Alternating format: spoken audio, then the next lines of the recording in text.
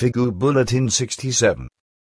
Readers question over and over again, I hear that hashish and marijuana should be harmless, while you, however, wrote something else in one of your bulletins. In our school I've been learning the German language for quite some time. Different opinions prevail.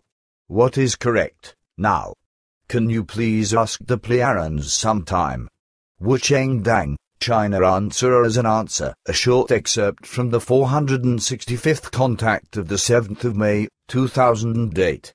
Billy says, see, there I have a reader's question via the telephone, from a man named Wucheng Dang from China.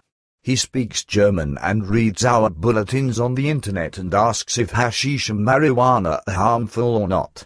With your daughter Semyaza, as well as with Quetzal and also with you, I've often talked about the consequences of intoxicating drugs, as well as about hashish and marijuana, which are regarded by many stupid politicians as harmless, even though these drugs also cause major psychological, consciousness-related and brain-related damages, as you've always explained.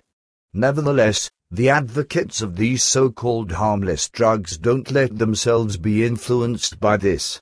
Thus, I ask myself whether these fools haven't become addicted to these drugs themselves and whether their brain hasn't already shrunk, which does, indeed, happen with these intoxicating drugs. Patar says that is probably not the case, except maybe in a few cases. The stupidity of the supporters of hashish and marijuana is based on the fact that they don't know the truth about the health-harming effects of these drugs. Marijuana and hashish are very strong psychological drugs that, therefore, harm the psyche, as they also cause a strong brain atrophy, whose consequences run, among other things, in a chronically progressive manner and work themselves out as degenerative changes in the brain.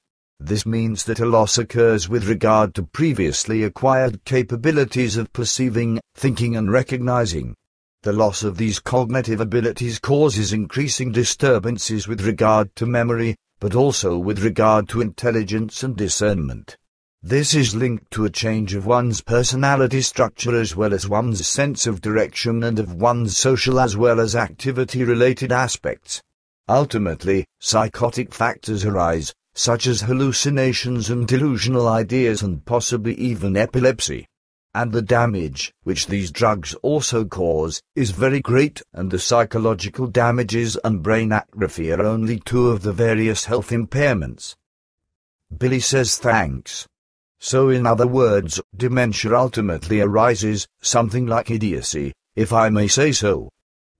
Patar says that is correctly said. Billy. The end.